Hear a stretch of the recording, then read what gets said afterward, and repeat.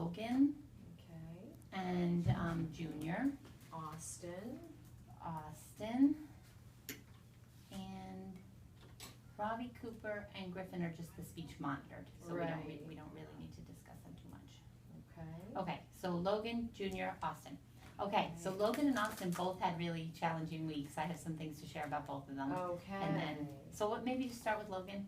Okay. Is that okay? Sure. All right, so Logan, I think we discussed it last week, is still having his big increase in distraction and dreaminess combined with his big increase in defiance and sort of non-cooperation and everything. So I wanted to show you something that I did for him this week that has been helpful. Great. And did I already show this to you, Leslie? No. So this is something I used to do a lot with another student, where you take one incident that did not go well, and that day you write a comic strip about the incident and what could have happened.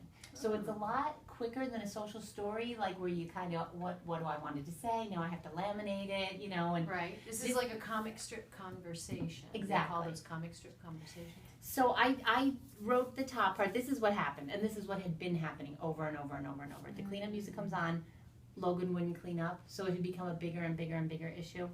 So what he was doing is, when it was time to clean up, I would say, okay, you either need to clean up or rest in your cubby. So he would grudgingly go rest in his cubby, and then he would clean up. So it had become a pattern where we had to go through this big rigmarole. So finally one day I said, you either have to clean up right now, or you're gonna just start rest, and you're gonna miss the next activity. So that's what happened. He wouldn't clean up, he had to go straight to rest, and he was upset about that. So then I said, this is what you could do. Cleanup music comes on, you clean up right away, I'll be happy, you'll hear the story, and you'll be happy. I like this. And he likes it too, because he's the star of it. So what we've been doing is, and it's so simple. It's so simple. Easy to understand. There's not a lot of language. right, and there's pictures. And there's pictures. I love it. So what we've been doing is, right before I put the cleanup music on, we read it again, and then I ask him to pick something he's gonna clean up. So it's been working okay. But what he struck, it's like I said last week though, that defiance and the dreaminess really are intertwined, because one reason he's not cleaning up is he's distracted by whatever's in his hands. Like today he said he was gonna clean up these triangles, so great, we're on target, you know, we know what we're doing. I put up the cleanup music, and then he starts like putting them at different angles and, you know, doing some visual stim with them, instead of, I think he was on target, like, here's my triangles, I know what I'm cleaning. Okay. So, And when he puts the triangles, when something needs to be put away, what does that look like? What is it getting put into? he has a target. I mean, in this case, it was a shape sorter toy, and the triangles had to only go in the triangle area of the shape sorter toy. I see. But it could be blocks on the shelf, or it could be something much simpler, like gears in a big bucket, Legos in a bucket. You know, so he does understand what the task is. Okay. And sometimes he does better with like a movement task, like pushing the chairs, because then you can move around the classroom and push them in. Right. But basically, though, the kind of general rule that I feel he is old enough and able enough to follow is whatever you're playing with. Right. When the cleanup music comes on, that's what you're supposed to clean up. Okay. So, I was gonna say, I mean, could it be that the pieces all go into, like, you know, what I typically do is there's a bin and it's the put-in bin. So maybe he could start off with taking all the pieces and putting them into the put-in bin, which is an empty bin, and I could even make a picture of like put in. right. And he takes everything, he puts it in. It's like, then it's very concrete.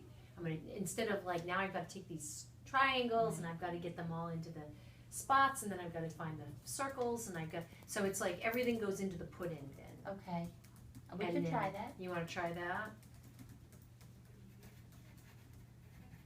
Let's I'll- put it this way. I'll add it to the list of possible tools, because Okay. depending on what the cleanup job is, it might not work quite right at that moment, but it's certainly something we could try. And in this case, it would have helped maybe, because it would have been less about, this is almost like a puzzle I'm finishing, and more like, here's my stuff I need to clean up. Right, and So- it's a little easier, and then you can get compliance from him. And Right. you don't have to have an incident where he's not complying. Right. And then right. he's like, oh, I think I'll go rest. Right. Because I mean, rest or put things away, Right. might Although want to go rest. he had to skip story, and I'll tell you, Logan does not like skipping what he knows. You know, he knows his schedule, Okay. so He wants to be a part of the group. Right. He wants to be in Right. the activity. And I don't, part of it may still be, like, I'm really trying to pick it apart, but I think part of it is just wanting attention still. Because the other big thing we've been having trouble with, we kind of moved past it, but it's coming back up again, is when it's time to move. When we need to leave the playground, we need to leave the classroom. This is a great place for kids to draw lines in the sand because they know I can't ignore it. I can't just, you know, it's like, we need to go in. We can't go in without you. You know what I mean? So he's been having these issues about not wanting to walk to lunch, not wanting to walk off the playground.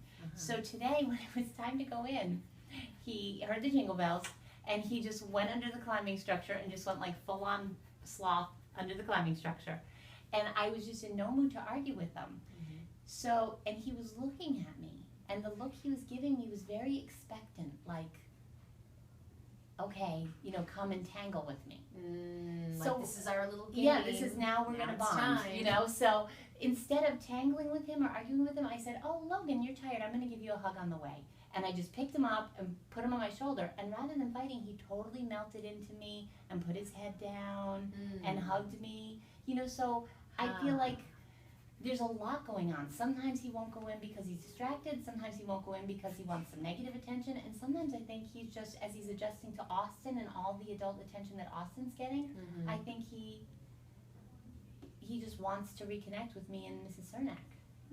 So I'm feeling kind of overwhelmed by it, to tell you the truth. It's like, okay, that was great, he needed some positive attention, I picked him up, I hugged him. On the other hand, I just reinforced lying like a slug under the climbing structure when it's time to go in. Right. So, right.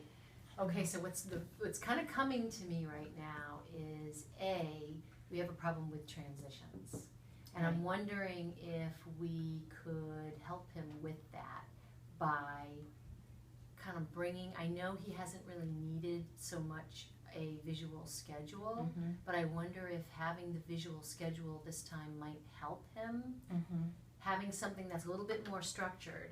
So, like, if he's outside, oh, you know, now it's time to go check our schedule. So it's like there's something that I've got to go in and I've got to figure out what's next. Right. And the other thing that he could possibly do is have a picture of the next thing that he's got to go to. Kind of like what we were entertaining for Sophia. With Sophia, yeah. Where there would be a transition object. And in this case, it's like the picture of the next location that he's got to go match. Right. I can definitely try it. I hesitate with Logan because we've done all the visual schedules with him, and he becomes so obsessed with his visual schedule. Where, like, we'll go to it, we'll check it, but it becomes one more thing to get very obsessive and self-stimming about.